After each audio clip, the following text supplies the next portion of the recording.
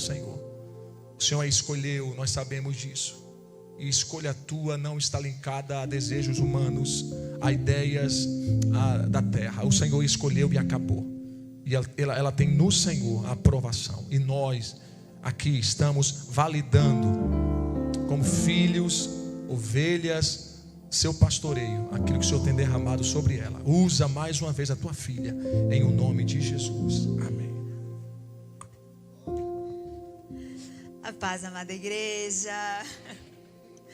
Vamos lá. Queria começar dando um recadinho, que vou vender o meu peixe, porque na próxima quinta-feira é a confraternização das mulheres. Então todas estão convidadas. Às 20 horas aqui na igreja vamos ter um tempo de louvor, de palavra, vamos ter um tempo de confraternização, um lanchinho, e vamos para o nosso famoso joguinho da Amigo da Onça. É muito legal. Todas estão convidadas, amém? Quinta-feira, agora já. E alguns estiveram comigo aqui de manhã. Aos que estavam aqui, eu peço que tenham paciência, mas não deixem de prestar atenção, porque agora eu tenho mais tempo. À noite eu não tinha tanto tempo, então deu para acrescentar aqui umas coisinhas, amém? Nós vamos ler lá no livro de 2 Samuel, capítulo 24. E eu queria contextualizar para vocês esse livro de 2 Samuel. Então, os primeiros 10 capítulos são marcados por vitórias. Ali, logo no início, Davi recebe a notícia que Saul morreu, e ele é coroado rei de Judá, rei de Israel. Davi vence, amplia fronteiras, governa com justiça.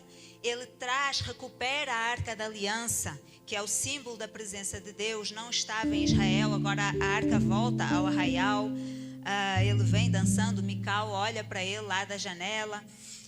Outro ponto importante desses primeiros 10 capítulos é que no capítulo 7, o Senhor faz uma promessa a Davi que dá início à aliança davídica, que diz assim, o capítulo 7, versículo 14: sua casa e o seu reino continuarão para sempre diante de mim, e o seu trono será estabelecido para sempre. Então, Deus prometeu a Davi um trono e um reino eternos, e isso se cumpriu até Jesus Cristo, Jesus filho de Davi, quem já não ouviu essa expressão. Então o Senhor cumpriu a promessa que fez. Mas a partir do versículo do capítulo 11, nós temos algumas situações. São tempos mais difíceis. Davi vive tempos mais difíceis. Acontece o adultério com Batseba, a morte do filho deles dois, o estupro da filha Tamar. Tamar foi violentada pelo seu irmão, os 2 filhos de Davi. Absalão, que também é filho, fica revoltadíssimo, tentou usurpar o trono, matou o irmão. Vocês estão vendo o nível da complicação. Até que depois, no final, Absalão morre. E eu vou pregar aqui no último capítulo do livro de 2 Samuel. Então nós estamos aqui no capítulo 24.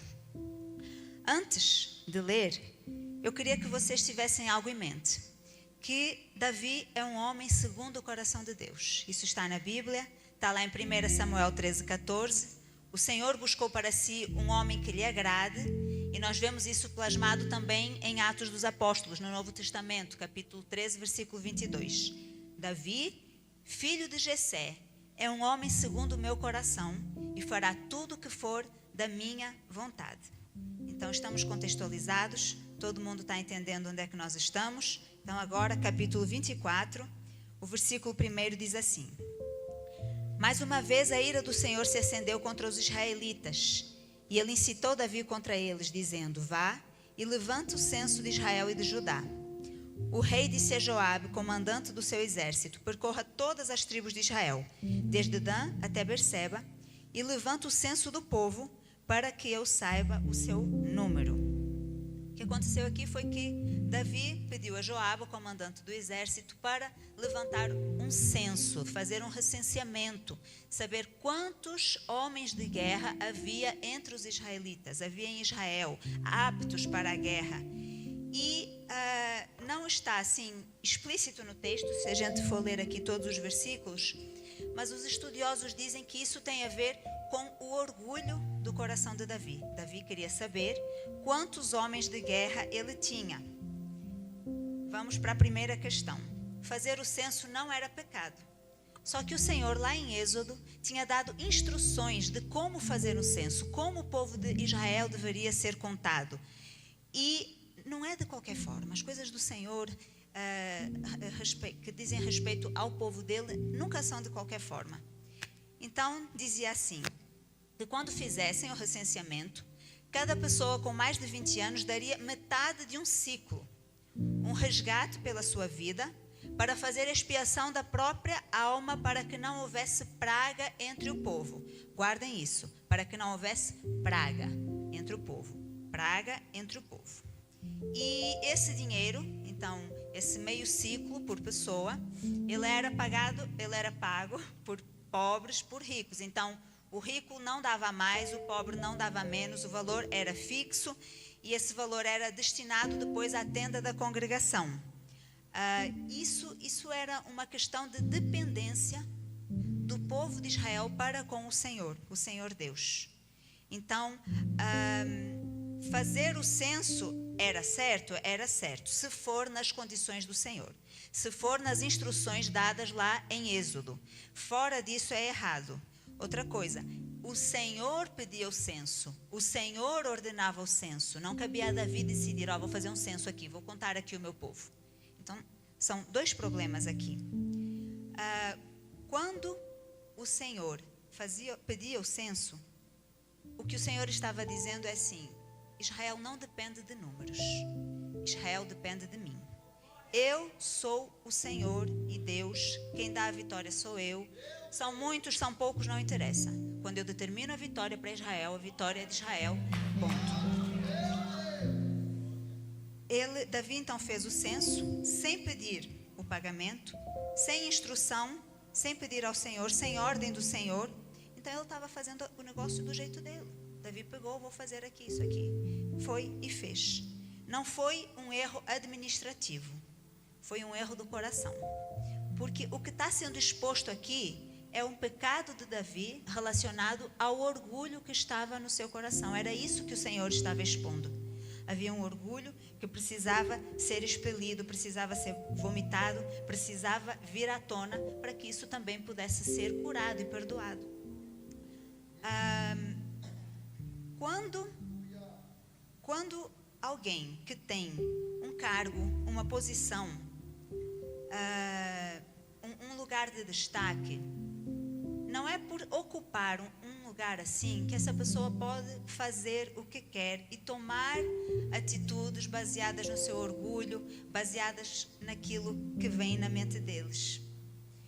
Ser rei para Davi não significava que ele podia descumprir preceitos do Senhor. Ele não podia descumprir instruções, leis de Moisés que o Senhor já tinha dado. Isso não poderia ter acontecido. Então ele colocou de lado a dependência do Senhor. Eu quero saber quantos homens de guerra eu tenho. Eu quero saber se eu for para uma batalha, para uma guerra, eu quero saber quantos eu tenho. Eu vou dar conta daquele povo, eu não vou dar conta. Só que com o povo de Israel não funciona assim, porque Israel é diferente dos outros povos. E o Deus de Israel é o Deus dos exércitos. A nação de Israel tem promessas. E nós podemos ver, lá no livro de 1 Samuel, em 17:45, que o coração de Davi estava voltado. O coração de Davi estava bem posicionado. Porque diz assim, quando ele foi lutar com Golias, diz assim: tu vens contra mim com espada, com lança e com escudo, mas eu vou contra ti em nome do Senhor dos Exércitos. Isso foi o que Davi falou a Golias. Isso aqui foi quando Davi foi apresentado ali diante do exército de Saul. Davi já tinha tido situações de lutar com o urso, de lutar com o leão. Davi defendia as ovelhas do pai dele. Davi estava no campo. Ele já tinha passado por lutas, ele já tinha passado por situações de perigo. Até que ele chega lá no arraial, tem Golias lá, o filisteu. Quem vem lutar contra mim? E passa dia, e passa noite, e passa dia, e passa noite, e passam 40 dias, e ninguém se levantava, e chega Davi para levar o lanche dos irmãos, e ele fica indignado. Quem é esse filisteu aqui que pensa que pode falar assim. E ele foi sem armadura, ele foi no nome do Senhor. E o nome do Senhor é suficiente. Ele é suficiente. Ele é suficiente. Davi escreveu o Salmo 20, no verso 7 diz assim: uns confiam em carros, outros em cavalos, nós porém nos gloriaremos em o nome do Senhor. Gente, uma pessoa que escreve isso aqui, uns confiam em carros, outros em cavalos, mas nós confiamos no nome do Senhor. O povo de Israel confia no nome do Senhor, lá no Salmo 20, e de repente ele está aqui no capítulo 24 de 2 Samuel contando cavalos. Não é normal. Tem um negócio aqui. A dependência de Deus é um lugar onde a gente se coloca. Davi, ele saiu desse lugar de dependência de Deus quando resolveu fazer o censo. Porque o censo era o quê? Senhor, eu confio em Ti. Não importa quantos são, nós confiamos em Ti. Com 100, com 200, com 300, a confiança está no Senhor. Quando ele foi lá, com o orgulho dele, querer saber quantos são, quantos homens são, ele saiu desse lugar de dependência. Ele se retirou desse lugar de dependência. E esse lugar de dependência, só nós podemos nos colocar. Não tem ninguém que possa se colocar nesse lugar por nós. Eu me coloco no lugar de dependência do Senhor quando subo aqui. Dar conta eu não dou, saber eu não sei. Mas o Senhor traz uma luz, uma capacidade, é um negócio do céu, é uma coisa que Ele faz. Porque Ele é o grande, Ele é o exaltado, Ele é o Senhor e Deus, soberano sobre todas as coisas. Ele é soberano sobre esta casa, Ele é soberano sobre esta igreja. E a presença dEle é uma garantia de vitória. Era uma garantia de vitória em Israel em tempos de guerra. Lá antigamente, é uma garantia de vitória hoje. É uma garantia de vitória para nós. É a presença do Senhor, as decisões do Senhor, a instrução do Senhor. Faça assim, não faça. Vai, não vai. Sai de casa, não sai. Compra, não compra. Tudo o que nós fazemos é na dependência do Senhor. E é na dependência do Senhor que a coisa funciona, que a coisa dá certa. Nós temos uma confiança nas promessas de Deus. Nós temos uma confiança que é o Senhor que nos protege e que Ele sempre será suficiente. Só que agora, Davi mais maduro, passou por todas estas situações que eu até falei agora a partir do capítulo 11, resolveu confiar na capacidade do seu exército. Foi lá Joabe, faz o censo. Joabe foi 9 meses depois, 20 dias, 9 meses e 20 dias depois, Joabe vem, traz os valores. Então, Davi, você tem 800 mil homens de guerra em Israel, 500 mil em Judá. Pronto, tirou a dúvida, acabou. É isso aí que você tem. Mudou alguma coisa? Mudou. Porque aí o coração dele pesou. Quando ele ouve esse número, lá no versículo 10, depois que Davi recebeu os números do censo, a Bíblia diz que o coração dele pesou. E ele diz assim, versículo 10: depois de ter recenseado o povo, Davi ficou com dor no coração. Ele disse ao Senhor: cometi um grande pecado ao fazer o que fiz. Mas agora, ó Senhor, peço-te que perdoes a iniquidade do teu servo, porque fiz uma grande loucura. Uma das melhores coisas que Davi tem, que Davi nos ensina, é que ele é rápido. Davi é ligeiro em reconhecer que errou. Gente, passou um dia, passou 2 dias, passou o quê? Não passou praticamente tempo nenhum. Recebeu quantos homens? 800 mil de Israel, 500 de Judá. Pá, ele sentiu, doeu. Ele pesou o coração dele. Pesou o coração, ele fez o quê? Senhor, me perdoa. Senhor, eu fiz um negócio errado aqui. Senhor, me perdoa. E ele escreveu o Salmo 51. Davi escreveu o Salmo 51, que diz assim, verso 17: os sacrifícios para Deus são o espírito quebrantado, a um coração quebrantado e contrito não desprezarás, ó Deus. Davi bem sabe que ele erra, mas ele também sabe, porque ele conhece o Senhor, ele tem intimidade com o Senhor, que embora ele erre, embora ele falhe, embora ele faça umas coisas de forma estabanada, ele pode confiar que o Senhor vai perdoar se ele se humilhar, se ele se colocar nessa posição de pedir perdão. Esse é o X da questão que muita gente não consegue entender. Que é o quê? Pecou muito? foi grande o pecado? Gente, se nós formos ler, puxar aqui o histórico de Davi, o homem era um espetáculo, o homem era uma sumidade, ele era guerreiro, ele era um bom rei. Mas o homem, ele aprontava demais, ele fazia coisa demais. Agora posso dizer uma coisa? Tudo foi perdoado.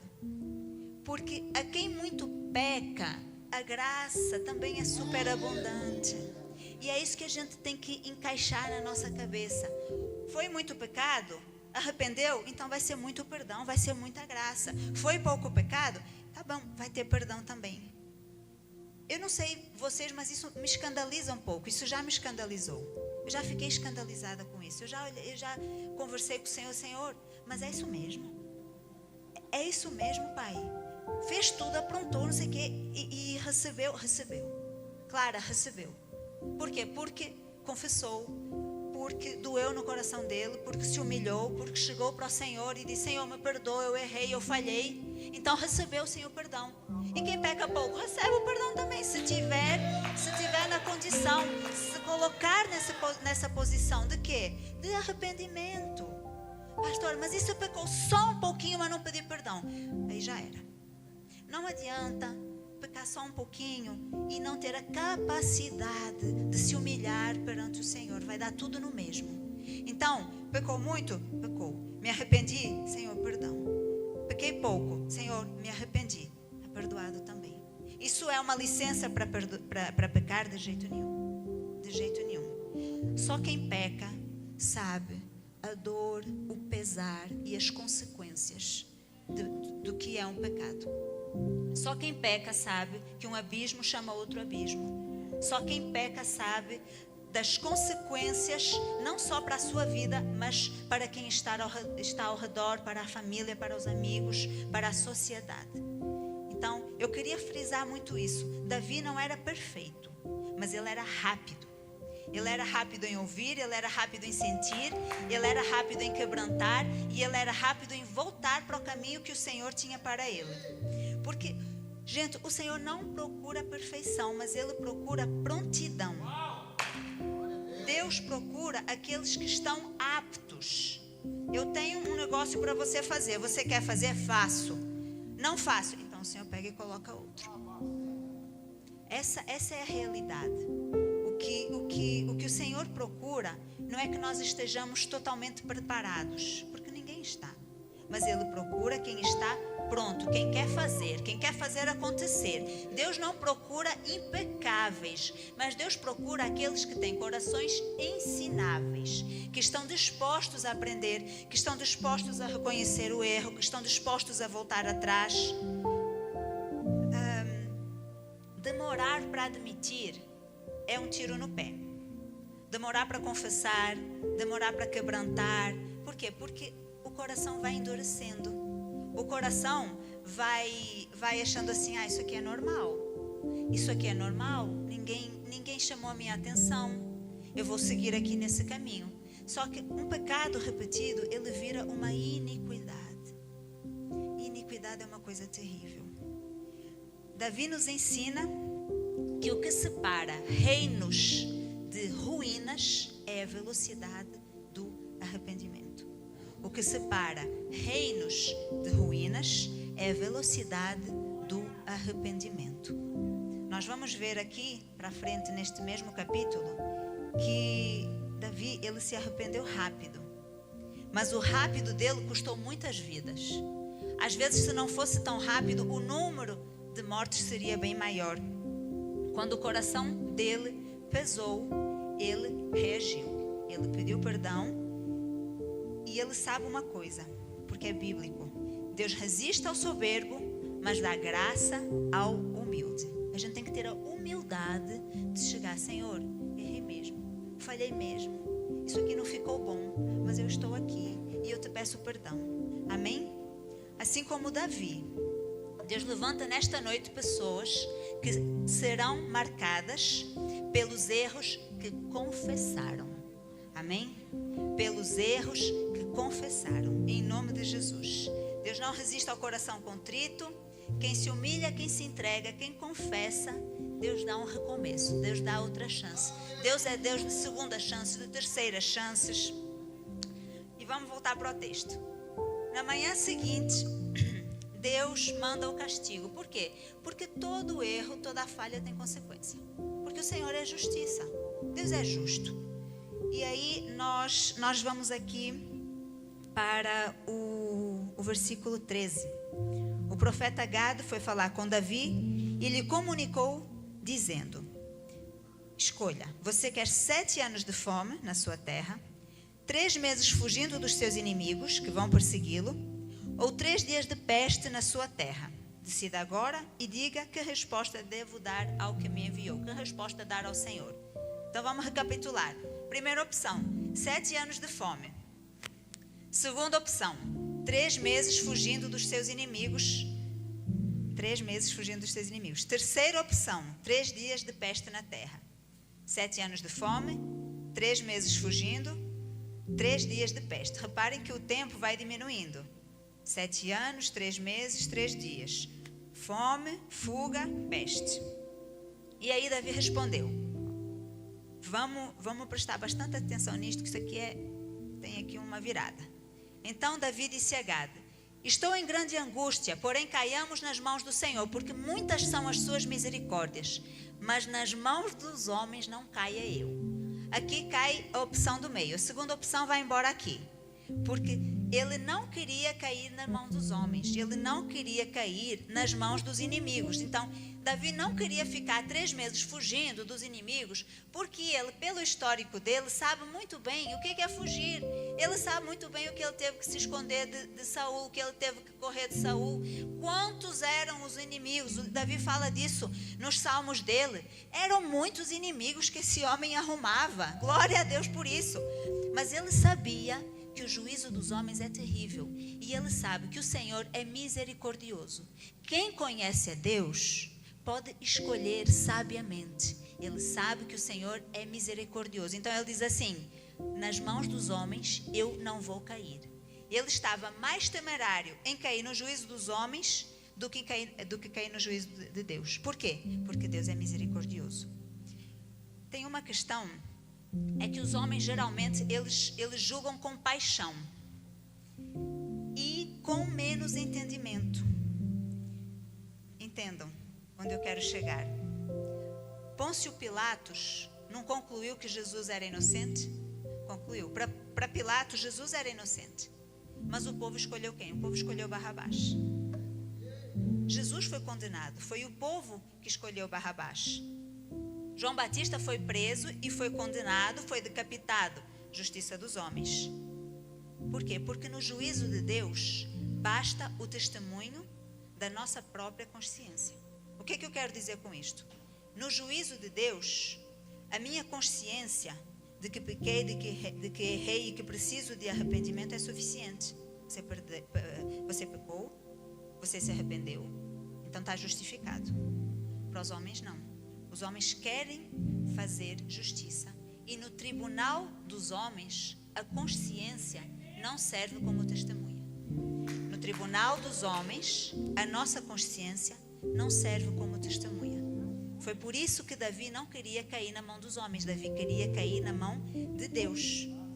Porque o juízo dos homens vai depender muito, sabem de quem? Do perseguidor.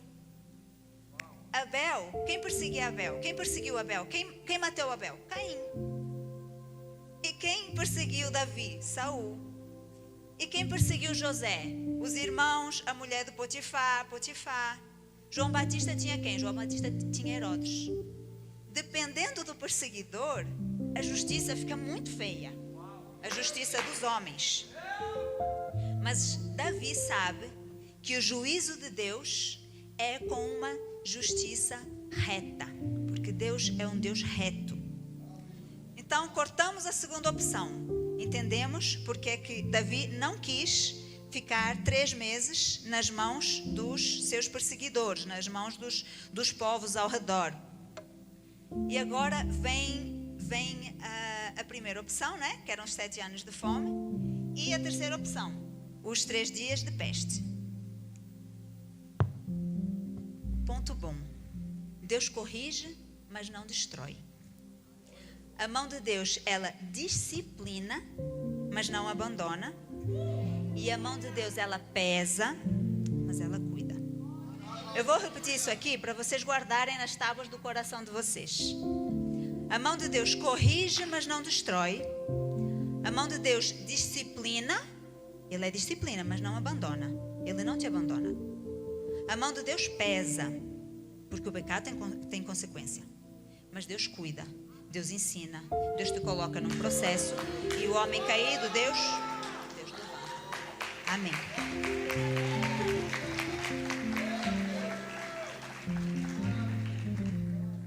No capítulo 21, se a gente andar um pouquinho para trás, nós vamos ver que o povo de Israel já tinha passado por 3 anos de fome. Qual era a primeira opção? 7 anos de fome. Só que aqui atrás, no capítulo 21, Israel já tinha passado por 3 anos de fome por causa dos gibeonitas. Fome na terra de Israel. Aí Davi foi consultar o Senhor. Senhor, o que está acontecendo? O povo está com fome, são 3 anos de fome. E o Senhor disse assim: eu estou vingando os gibeonitas que Saul matou. Eu estou vingando o sangue dos gibeonitas. Na minha percepção, isto aqui não está escrito na Bíblia. Talvez tenha sido esse um dos motivos que Davi não escolheu a primeira opção, os 3 anos de fome. E também porque, os 3 anos não, 3 anos já tinha passado, os 7 anos. Porque a gente está falando de 7 anos, é um negócio longo, uma prova longa. Então, ele não pegou esses 7 anos de fome. Ele escolheu a terceira opção, que seriam os 3 dias de peste. Agora, vocês se lembram quando eu estava lendo lá em Êxodo, da lei de Moisés, que o povo fazia o censo, pagava meio ciclo por pessoa, por causa da praga, para que a praga não viesse sobre o povo? Pois foi precisamente a praga que Davi escolheu. Gente, eu achei isso aqui muito simbólico. Exatamente, muito simbólico. Por quê? Porque ele vacilou no censo. Então, o censo era para quê? O valor era para quê? Para que não tivesse praga no meio do arraial. Aí ele pega, faz o censo errado, o que é que vem? Praga. Eu achei justo. Justiça de Deus. Agora, é triste, mas todo pecado tem consequência. Caíram 70 mil pessoas, morreram 70 mil nessa praga que foi enviada. Nós lemos aqui que Davi estava muito angustiado e ele disse: eu confio no Senhor, nas suas misericórdias, não quero cair na mão dos homens. Morreram 70 mil e no versículo 16 diz assim: quando o anjo do Senhor estendeu a mão sobre Jerusalém para a destruir, o Senhor mudou de ideias quanto a este mal e disse ao anjo que fazia a destruição entre o povo: basta, retire a sua mão. O Senhor deu um basta. Agora, a gente viu ali, o Senhor mudou de ideias. Eu tenho umas coisas que eu leio assim na Bíblia. O Senhor mudou de ideias. Não é que o Senhor muda de ideias. Não é que o Senhor estava assim, eita, morreram 70 mil. Não tem a ver com isso. Não foi assim, acidentalmente, 70 mil morreram e eu vou mudar aqui de ideias porque, nossa, 70 mil foi muita gente. Não é isso. O Senhor não muda de ideias. O Senhor, Ele não varia. O Senhor, de eternidade a eternidade, Ele é Deus. A questão aqui é que o Senhor teve misericórdia. Foi a misericórdia de Deus em ação. Foi a misericórdia do Senhor que falou para o anjo que estava lá na eira de Araúna: opa, tá bom, já chega. Foi até aqui. Eu coloco limites. O Senhor coloca limites em tudo. O Senhor colocou limites na matança da peste. Assim como o Senhor coloca limites nas tuas guerras. As coisas vão até onde o Senhor determina. Tem gente que acha que as coisas vão até onde o inimigo quer. Tem gente que acha que é o inimigo que está, sapateando na minha vida. Não tem um negócio assim? Só que isso, cirandando. Só que isso é totalmente irreal. Por quê? Porque a vontade do Senhor, Ele é soberano sobre todas as coisas, inclusive sobre o inimigo. Aí o Senhor disse assim: até aqui, tá bom. E o interessante é que no versículo seguinte, Davi ainda está em arrependimento. E ele fala: eu é que pequei. Eu é que fiz esta perversidade estas ovelhas o que fizeram? Que a tua mão seja contra mim e contra a casa de meu pai. Gente, estas ovelhas o que fizeram? Davi volta a ser pastor. Lembram que ele não era pastor? Davi, estas ovelhas o que fizeram? Os meus súditos, o que é que fizeram? Não, o meu povo, estas ovelhas. Davi, ele tem amor. Então, o que fizeram? Senhor, que recaia sobre mim então esse castigo, mas que não recaia sobre o povo. Até que Davi vê o anjo. Ele viu o anjo que estava matando com peste lá na eira de Araúna. E ele clamou por misericórdia. A peste já tinha cessado. E o profeta Gade vai ao encontro de Davi e diz a ele que levanta um altar ao Senhor na eira de Araúna. E ele fala com Araúna para comprar a eira. Davi é rápido. Davi não fica, amanhã vou ver isso. Vai lá, Joabe, vai ver quanto é a eira. Fulano, vai precisar de quê para levantar o altar, para fazer o sacrifício, quantos bois? Não. Ele vai lá, já fala com Araúna. Querido, quero comprar a eira, quero comprar os bois, quero comprar a lenha, quero comprar tudo o que eu preciso. E Araúna diz, não, mas eu vou te dar, ó rei. Eu vou te dar tudo, eu vou te dar a eira, eu vou te dar os bois para o holocausto, os trilhos, a aparelhagem dos bois para a lenha, eu vou te dar. Nós estamos no versículo 24. E Davi diz uma das coisas de maior adoração, de maior zelo, de maior submissão. Ele diz assim: não oferecerei ao Senhor holocaustos que não me custem nada. Se não custa para mim, eu não vou dar ao Senhor. Se não tem de mim um sacrifício, se não tem um valor, então eu não vou dar ao Senhor. Eu vou dar o que é meu. Não adianta você fazer um sacrifício com o que é do outro. Adianta? Claro que não, nunca na galáxia. A gente dá o que é nosso. A virada é essa aqui. O altar só é altar quando existe sacrifício. O sacrifício só toca o céu quando toca o nosso conforto. O que não custa, não transforma, e o que não dói, não muda. Não tem como sacrificar. Me ama. O altar só é altar quando existe sacrifício. O sacrifício só toca o céu quando toca o nosso conforto. O que não custa, não transforma. O que não dói, não muda. O que é que Davi disse aqui? Quando ele disse, eu não vou prestar um holocausto que não me custe nada. Eu não vou dar ao Senhor algo que não me custe nada. Porque ele dizia assim, eu não vou servir a Deus de qualquer jeito. É para fazer de qualquer jeito, então eu não vou fazer. Ou eu faço com excelência, ou eu faço bem feito, ou eu não faço. Eu não vou adorar a Deus com aquilo que não me custa. E eu só chamo de sacrifício aquilo que me fere antes. Não pensemos que a vida com Deus é fácil. Não achemos que a caminhada cristã é simples. Gente, é complexo. Servir a Deus é com sacrifícios, é com dores, é com processos, é com preparos, é com mudança de planos. Às vezes as pessoas falam muito, os meus sonhos. É quando a gente abre mão dos nossos sonhos, é quando a gente abre mão daquilo que nós queríamos fazer, dos projetos, para nos dedicarmos e nos entregarmos à vontade do Senhor, que é soberana sobre todas as coisas. Isso dói? Dói demais, porque a gente cresce com aquela expectativa daquele sonho, daquela coisa que vai se realizar, porque existe um pensamento de os seus sonhos vão se realizar. Mas a questão dos sonhos, quando a gente anda com Deus, é que tudo precisa estar alinhado.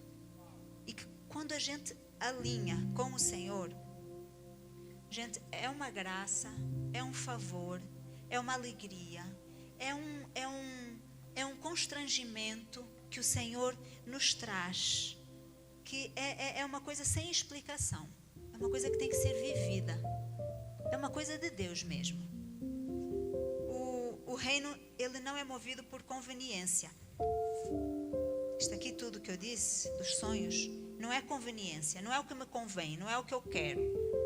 Mas o reino é movido por renúncias. A gente renuncia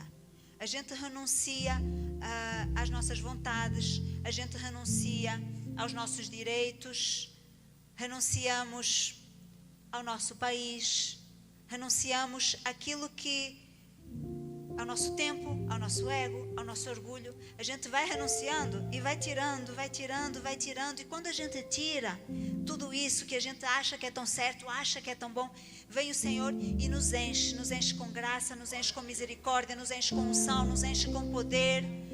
Ele nos enche com o amor dele, ele nos enche com os planos dele, com a mente dele, com os projetos dele. No Antigo Testamento, o fogo descia onde existia sacrifício. No Novo Testamento, a graça só transborda onde existe entrega. Onde existe entrega, a graça transborda. Se não me custa, eu não entrego. Se não me fere, não me consagra. E se não me transforma, não me molda. Essa é a questão. Davi comprou a eira de Araúna, e lá em 2 Crônicas 3:1 diz que Salomão, diz assim: e começou Salomão a edificar a casa do Senhor em Jerusalém, no Monte Moriá, onde o Senhor aparecera a Davi seu pai, no lugar que Davi tinha preparado, na eira de Ornã, o Jebuseu. Então, essa eira aqui que Davi comprou, essa eira aqui onde Davi levantou um altar e sacrificou, anos mais tarde, foi o lugar onde Salomão, seu filho, o rei que o sucedeu, construiu o templo ao Senhor. Foi construído ali, naquele lugar. Então, o altar de Davi se torna um lugar de glória permanente. De glória permanente. Aquele lugar que um dia foi uma eira, que virou um altar, agora virou um templo. E o lugar onde o altar foi levantado se tornará referência para as próximas gerações. Foi isso que aconteceu. O que nós sacrificamos hoje, os altares que nós levantamos hoje, são fundamento para os nossos filhos amanhã. Os nossos filhos caminharão, partirão, começarão de onde nós levantamos o altar, de onde nós sacrificamos. Isso aqui não é coisa da minha cabeça, não. Isso aqui está lá em Êxodo. Porque a Bíblia diz que o Senhor visita a iniquidade dos pais nos filhos até a 3ª e 4ª geração. Mas que o Senhor tem misericórdia até 1000 gerações por aqueles que o amam e que o obedecem. Vocês entendem o poder de construir um altar? O poder de sacrificar, o poder de vencer as nossas guerras hoje, de não deixar as guerras para as próximas gerações. A eira de Araúna foi o local que limitou a morte. E da morte ali, parou aqui. Agora vai ser vida. Aqui, até aqui, anjo, você vai. Basta, 70.000, não mais, já chega. Ali foi feito um altar e depois um templo, um memorial daquilo que Deus fez na vida de Davi, na vida de Salomão, na vida das gerações seguintes, porque agora eles teriam um templo para adorar. O que a gente sacrifica hoje, o que a gente entrega hoje, o que a gente renuncia hoje, será ponto de partida para as próximas gerações. Será ponto de partida para as próximas gerações. Isso é o quê? Tudo que eu não venço passa para a geração seguinte. Tudo que eu não dou conta, aquele pecado que eu não confesso, vai para a geração seguinte. Aquele erro que eu não me prostrei, não me humilhei diante do Senhor para mudar, para transformar, vai para a geração seguinte. Eles têm culpa? Não têm. Mas passa. Então, nós temos que ser corajosos, temos que agir com bravura. A gente tem que ter os instrumentos, as armas espirituais para dizer assim: aqui, inimigo, aqui não. Aqui eu venço, aqui eu corro por mim, pelos meus filhos, pelos meus netos, pelos meus bisnetos, pelas próximas gerações. Eu vou fazer por mim, vou fazer por eles. Eu estou agindo. Mas, pastora, é muito difícil. Mas com Deus, o que é impossível para Deus? Nada é impossível para Deus. Porque nós não confiamos na nossa própria força. A gente não vai no poder do nosso braço. A gente vai no braço do Senhor. É o braço forte do Senhor. A gente não vai achando que é da nossa sabedoria, que é da nossa capacidade. A gente vai no poder, na fé que nós temos no Senhor.